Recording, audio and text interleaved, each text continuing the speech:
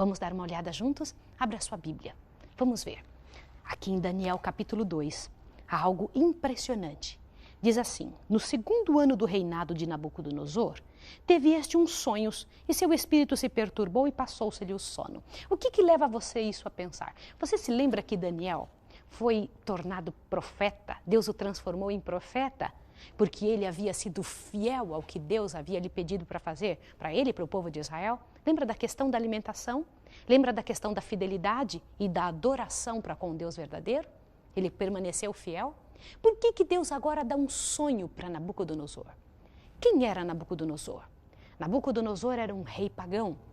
Ele viveu ali naquela época, a época em que Nabucodonosor tomou Jerusalém, tomou o povo de Israel para si, o tornou escravo, foi no ano 605. O reinado de Nabucodonosor como rei da Babilônia sobre o povo judeu foi do ano 605 ao ano 539 a.C. Daqui um pouco você vai entender melhor essas datas antes de Cristo, depois de Cristo. Fica sossegado, eu não quero que você se preocupe muito com isso agora. Eu quero que você pare para pensar. Um sonho. Este rei Nabucodonosor teve um sonho que lhe perturbou muito. Interessante. Hoje nós ouvimos falar de pessoas que conseguem decifrar sonhos, entender sonhos. Olha quem que o rei mandou chamar. Presta atenção no verso 2. Então o rei mandou chamar os magos, encantadores, feiticeiros, astrólogos, para que declarassem ao rei o que ele tinha sonhado. Só que quando o povo veio, vieram aqueles magos e os intérpretes, etc. Ele pediu: eu gostaria que vocês me dissessem o que foi que eu sonhei e o significado. E os astrólogos disseram para ele: Senhor rei, nós não podemos fazer isso. O que o rei está pedindo para nós é uma coisa muito séria. Dize-nos o sonho e nós te daremos a interpretação. E o rei disse algo interessante: mas como que vocês não conseguem saber o que eu sonhei? Se vocês adivinham e interpretam as coisas, sabem ver o futuro, entendem as coisas ocultas, como é que vocês não sabem o que eu sonhei? E olha que coisa interessante aqui no verso 7. Veja no verso 7 do capítulo 2. Responderam a segunda vez e disseram: diga o rei o sonho aos seus servos e daremos a sua interpretação. Olha que coisa. E o rei disse para eles o seguinte no verso 8: percebo muito bem que vós quereis ganhar tempo, porque vedes que a minha palavra é irrevogável. Agora veja o que o rei disse que faria com eles se eles não interpretassem. Veja o verso 9. Se não me fazeis saber o sonho, uma só será a vossa sentença. Vós preparastes palavras mentirosas e perversas para as proferirdes na minha presença, esperando que se mude a situação. Portanto, dizei-me o sonho para que eu entenda o que me podeis dar a interpretação. Você sabia que se eles não interpretassem, eles haveriam de morrer, ele e sua família toda? O que você faria numa situação como essa? Qual seria a sua atitude? Digamos que você estivesse num reino e você estivesse entre os sábios da Babilônia. Os sábios da Babilônia eram considerados ali as pessoas proeminentes, aqueles que aconselhavam o rei. Os caldeus eram os adivinhos daquela época. Olha que coisa interessante. Sabe qual foi a resposta dos adivinhos para o rei? Olha bem, responderam os astrólogos na presença do rei. Pense bem nessa palavra. Responderam os astrólogos na presença do rei. Não há ninguém sobre a terra que possa declarar a palavra ao rei, pois nenhum rei há, senhor ou dominador, que requeira coisa semelhante de algum mago, encantador ou astrólogo. Portanto, a coisa que o rei requer é difícil, e ninguém há que possa declarar diante do rei, senão os deuses, cuja morada não é com os homens. Eu quero chamar a tua atenção para um detalhe. Primeiro, o rei chamou os astrólogos e foram eles que tomaram a palavra, entre os adivinhos do reino, entre os magos, entre os feiticeiros. Olhe bem estas palavras que a Bíblia usa. E eles chegaram a dizer que, para saber a interpretação, não havia Deus na terra, que Deus morava num outro lugar fora daqui para que pudesse interpretar, e somente Deus poderia interpretar. Meu querido, você se lembra que o povo de Israel tinha o próprio Deus morando junto com eles? Aquele povo de Israel que tinha sido tomado, levado por cativo pelo povo da Babilônia, o Deus eterno morava no meio deles, só que os caldeus, os babilônicos, não acreditavam nisso, de jeito nenhum. Por isso foi que disseram, cuja morada desse Deus eterno não é com os homens. Interessante que o rei disse, uma só é a sentença. Se vocês não me fizerem saber o sonho e a interpretação, vocês todos vão morrer, vocês e a família toda. Só que havia um detalhe interessante. Daniel e seus companheiros porque eram sábios, entendidos, versados em toda a ciência, e porque Deus havia dado para ele a verdadeira interpretação dos sonhos, porque Deus só permite esse tipo de atitude para quem lhe obedece. Isso é muito sério o que eu estou lhe dizendo. Você sabia que quem concede estes dons aos homens é o Espírito Santo? E o Espírito Santo só concede isso para quem lhe obedece? Você quer ver isso na Bíblia? Quer ver? Abra sua Bíblia em Atos, capítulo 5, lá no Novo Testamento. Isso é muito importante, porque hoje se fala muito em Espírito Santo. Hoje se comenta muito em capacidade de compreender o que Deus fala e Deus falando com pessoas. Vamos ver juntos. É importante que você entenda, abra sua Bíblia como eu estou fazendo, Atos capítulo 5, verso 32. E juntos vamos entender este verso. Olha o que diz aqui. Nós somos testemunhas destas palavras, nós e também o Espírito Santo, que Deus deu a quem? A quem lhe obedece. Queridos, o Espírito Santo não é dado para alguém que não quer obedecer ao Senhor. Por isso que Deus deu o Espírito Santo a capacidade de revelar as coisas, de entender o oculto para Daniel. Volte ao livro de Daniel. Você acha que os astrólogos possuíam isso? Os astrólogos, aqueles feiticeiros da época de Nabucodonosor? É óbvio que não. Tanto é que eles não conseguiram entender aquilo tudo. E o Senhor Deus ainda tinha dado a Daniel a capacidade de interpretação. Agora veja que interessante. Saiu um pregão no reino inteiro dizendo, vamos matar todos os sábios. E Daniel e os companheiros estavam juntos. Quando Daniel soube disso, Daniel então mandou chamar os seus amigos e disse a eles, a Misael, Ananias e Azarias, lembra os amigos de Daniel? Disse, vamos orar. Ele fez o correto, é assim que se faz. Vejam onde isso está escrito no verso do capítulo 2, o verso 17. Então Daniel foi para casa e fez saber o caso a Ananias, Misael e Azarias, seus companheiros, para que pedissem misericórdia ao Deus do céu sobre este mistério, a fim de que Daniel e seus companheiros não perecessem com o restante da Babilônia. Agora, o que Deus fez? Deus é fiel, queridos. Olha aqui. Então foi revelado o mistério a Daniel numa visão de noite, pelo que Daniel louvou o Deus do céu. Disse Daniel, seja bendito o nome de Deus para todo sempre, porque dele é a sabedoria e a força, é ele quem muda os tempos e as horas, remove reis e estabelece reis. Ele dá sabedoria aos sábios e conhecimento aos entendidos. Ele revela o profundo e escondido, conhece o que está em trevas e com ele mora a luz. Olha que coisa linda. Ele louvou ao Deus eterno e chamou Arioque, um representante do rei, e disse, por favor, me leve na presença do rei, porque eu posso. O Deus eterno me deu condições. Eu posso interpretar o sonho. E foi então na presença do rei. Quando chegou na presença do rei, o rei perguntou a Daniel, lá no verso 26, dá uma olhadinha, cujo nome era Belsazar, podes tu fazer-me saber o sonho que tive a interpretação? E me dar a interpretação? Olha a resposta de Daniel. Isso é muito importante para você entender. Olha a resposta dele. Ele disse o seguinte aqui, ó, no verso 27. O mistério que o rei requer, nem sábios, nem encantadores, nem magos, nem adivinhos, o podem descobrir para o rei, nenhum deles. Mas há um Deus nos céus que revela mistério. Ele fez saber ao rei Nabucodonosor o que há de ser quando? Olha o que diz a sua Bíblia. No fim dos dias. Querido, não é o tempo que você está vivendo? O fim dos dias? Este sonho de Nabucodonosor, a interpretação deste sonho tem a ver com a sua vida, com a sua história. É para o fim dos dias. Tem a ver com seus filhos, com os nossos filhos. Isso é muito importante. Você precisa saber a interpretação também. Quer saber o sonho? Quer saber como é? Vamos, me siga. Siga o que a Bíblia diz. Diz aqui, ó, verso 29. Aí, o teu sonho e as visões da tua cabeça na tua cama são estas. Estando tu, ó rei, na tua cama, subiram aos teus pensamentos o que vai ser depois disso agora. O rei estava pensando, o que vai acontecer daqui uns dias? Aquele que revela mistérios te fez saber o que vai acontecer, o que há de ser. Agora veja o verso 30. Quanto a mim me foi revelado esse mistério, não porque eu tenha mais sabedoria do que todos os viventes, mas para que a interpretação se fizesse saber o rei e para que entendesse os pensamentos do teu coração.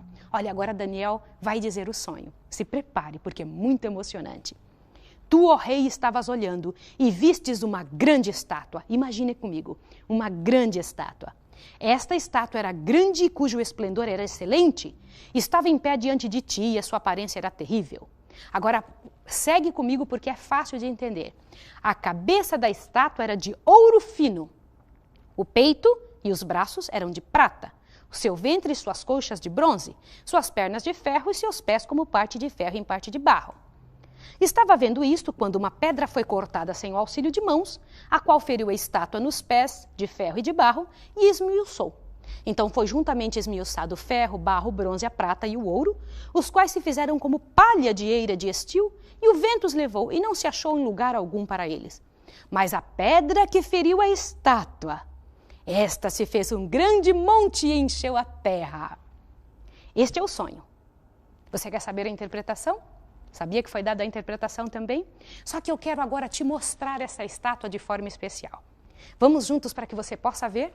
Eu quero mostrar para que você também possa acompanhar a beleza disso que eu gostaria de mostrar. Olha que coisa interessante.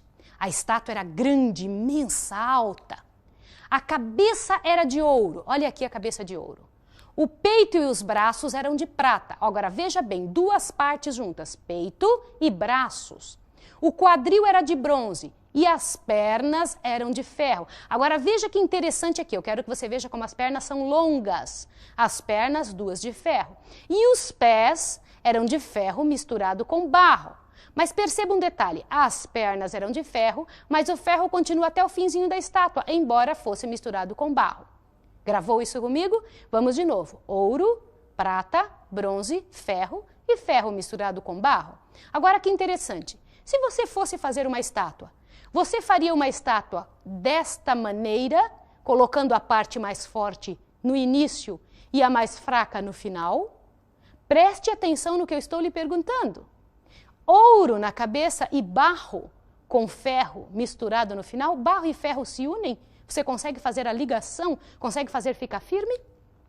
Meu querido e minha querida, a coisa é muito séria. O que será que significava essa estátua com estes metais? Com essa maneira de demonstração? Vamos ver o que a Bíblia diz? Nunca se pode interpretar sozinho. É preciso que a Bíblia nos diga o que é a interpretação das coisas que vemos. Vamos juntos ver? Eu quero estudar isso junto com você.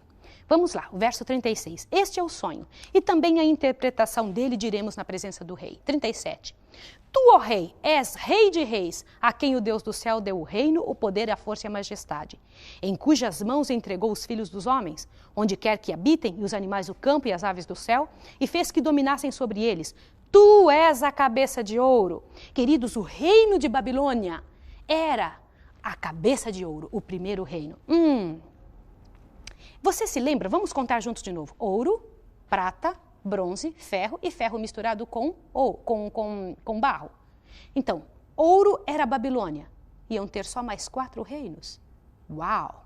O que era isso? Interessante isso, não é? É importante que você veja, que você conte, que você se especialize em observar detalhes. Porque o Senhor Deus não manda detalhes à toa. Tudo tem um propósito. Continua. Depois de ti, é o verso 39 que eu estou lendo com você. Depois de ti se levantará outro reino inferior ao teu, assim como a prata é inferior ao ouro, né? Um terceiro reino ainda de bronze, o qual terá domínio sobre toda a terra. Preste atenção nesses detalhes. O terceiro reino teria domínio sobre toda a terra. O quarto reino será forte como ferro. Lembra as pernas de ferro? Forte como ferro, pois como o ferro esmiuça e quebra tudo, como o ferro quebra todas as coisas, ele esmiuçará e quebrará. Olhe que interessante que você está aprendendo.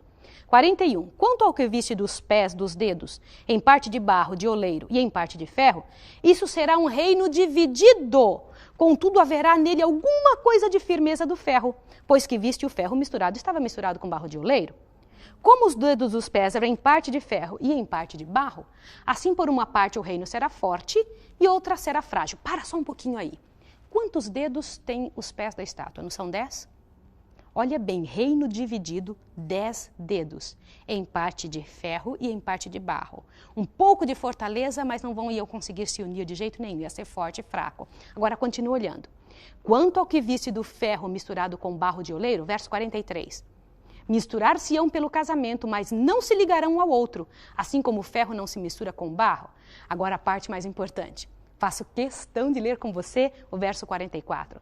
Mas nos dias destes reis, destes 10 reinos aqui que você encontra, estes 10 reinos que foram mostrados dos pezinhos da estátua, os 10 divididinhos, né?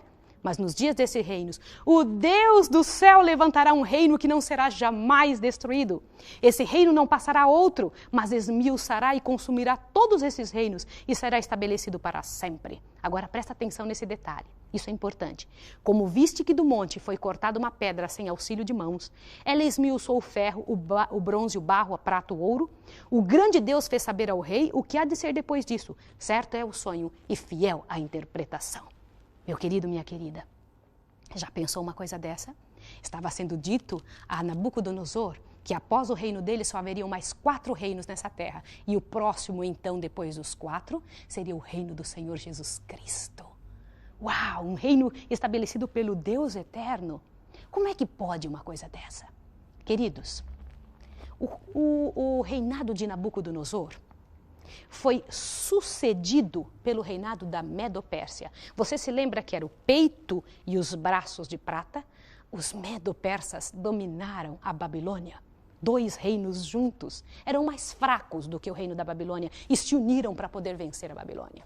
Depois deles, lembra do quadril de bronze? Veio o reino da Grécia. Já ouviu falar de Alexandre o Grande? Eu estou pincelando com você para que você possa entender, para que você possa mais tarde, quando Deus ampliar mais estes detalhes, possa compreender com clareza. Então, o reino da Grécia era o reino do quadril de bronze.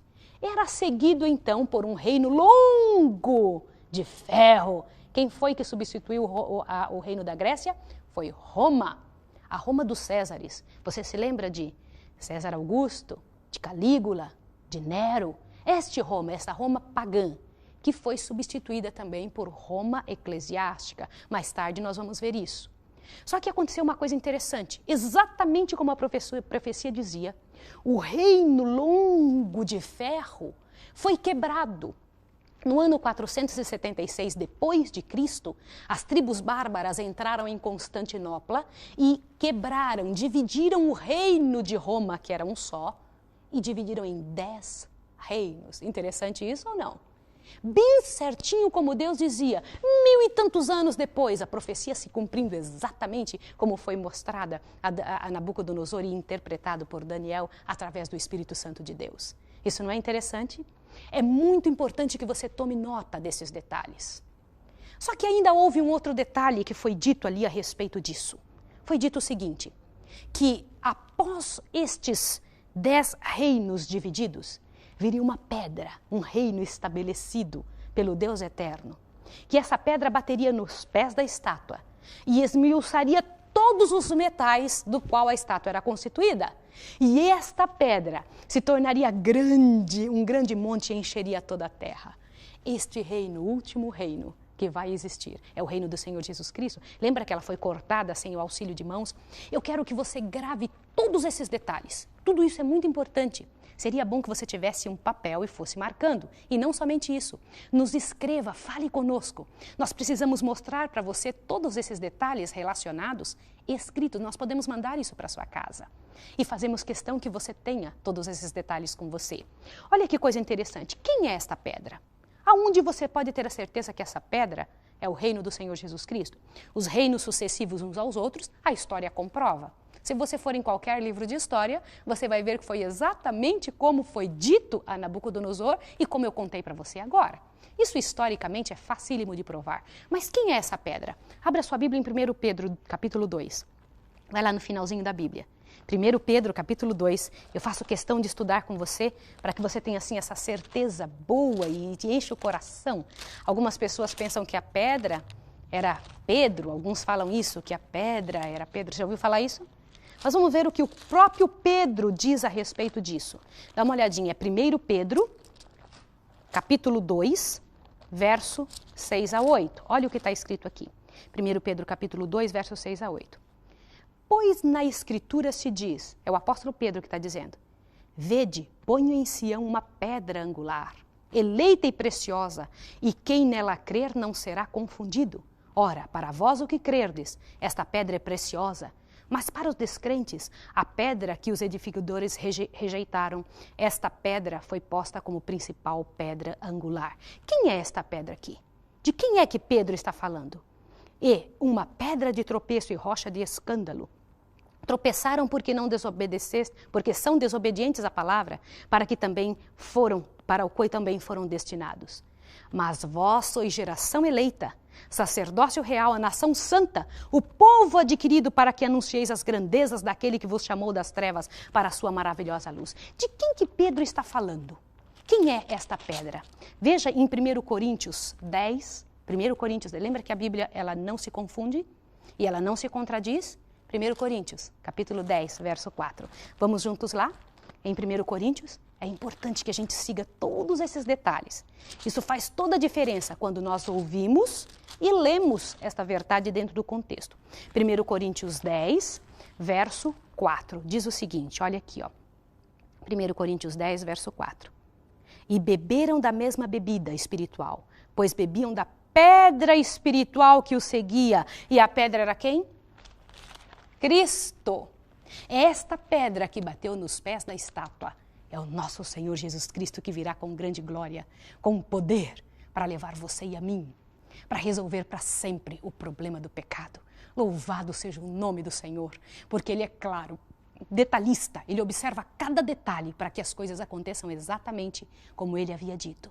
E o interesse de Deus é que seja resolvida a sua vida, a sua história, de forma especial. E o que o rei fez quando ouviu tudo isso? Dê uma olhadinha no verso 47. Respondeu o rei a Daniel, certamente o vosso Deus é Deus dos deuses, e o Senhor dos reis, e o revelador de mistérios, pois pudestes revelar este mistério.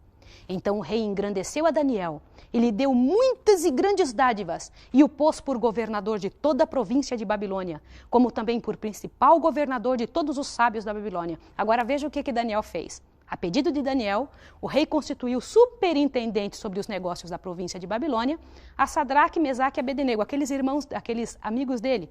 Mas Daniel permaneceu na corte real. Queridos, isso é tão sério. O que você acabou de ver é um dos detalhes seríssimos das profecias de Daniel. Para um rei pagão, o Senhor Deus mostrou a história do mundo. Quais reinos iriam dominar o mundo até os últimos dias da história da Terra? E também deu a este rei a interpretação completa, detalhada do que haveria de acontecer. E hoje você está sabendo.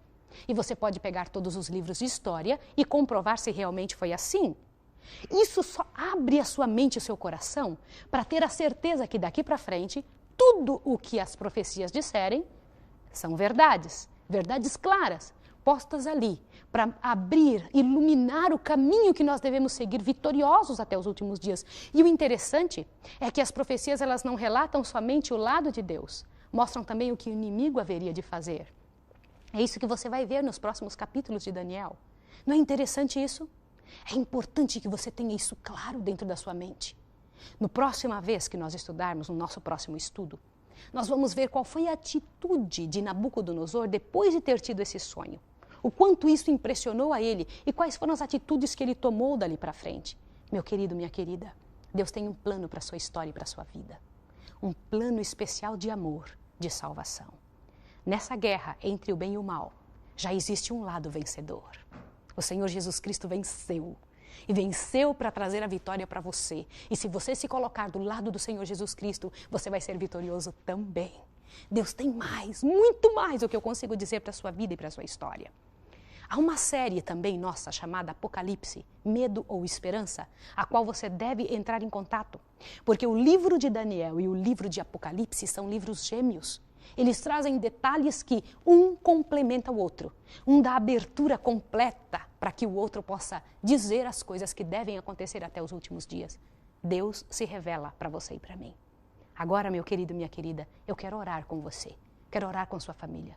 Mas não sem antes te pedir em nome de Jesus que você coloque a sua confiança no Deus eterno. Por que eu estou dizendo isso? Hoje em dia se busca nos jornais, se busca nos conhecimentos de horóscopo, dos astrólogos, dos feiticeiros, o que vai acontecer para o resto do mundo. E eu sei que tem gente que está me ouvindo agora que pensa exatamente assim. Meu querido e minha querida, em nome de Jesus, coloque a sua confiança em quem realmente sabe o que vai acontecer. Nenhuma destas pessoas sabe o que vai acontecer no futuro. Pense bem, o inimigo das almas. Se o Senhor Deus tem tanta coisa contra estas pessoas que são adivinhos, veja bem, onde que está escrito isso na Bíblia? Presta atenção que coisa séria. Vai em sua Bíblia em Deuteronômio. Isso vai lhe dar muita clareza. Deuteronômio capítulo 18. Incrível, nossa Bíblia abriu exatamente aonde deveria abrir. Capítulo 18, verso 9 em diante. Olha bem. Verso 10 em diante. Não haja no meio de ti quem faça passar pelo fogo o filho ou a filha, nem adivinhador, nem prognosticador, nem agoureiro, nem feiticeiro, nem encantador, nem necromante, nem mágico, nem quem consulte os mortos. O Senhor abomina todo aquele que faz estas coisas. E é por causa dessas abominações que o Senhor teu Deus expulsa essas nações diante de ti. Serás perfeito diante do teu Deus. E as nações que há de possuir dão ouvidos a agoureiros e adivinhos, mas a ti o Senhor Deus não permite tal prática. A quem você deve buscar quando quer saber de algo? Ao Deus eterno. Siga aquelas pegadas que seguiu Daniel. Esta é a pegada de quem vence. Vamos orar agora? Eu quero orar com a sua família. Quero orar com você, pedindo a Deus que te dê a mesma força que tem dado a tantos outros que venceram. Vamos orar juntos? Misericordioso Deus e Pai que estás nos céus, bendito seja o teu nome pela graça, pelo poder do Senhor Jesus Cristo, em nos mostrar claramente que caminho seguir. Muito obrigado pelas profecias. Abençoe essa pessoa para que tome uma decisão hoje de forma especial. Em nome de Jesus, abençoe sua casa, sua família, e que o teu poder recaia ali e em nossa vida até o próximo estudo. Em nome de Jesus. Amém. Até a próxima vez.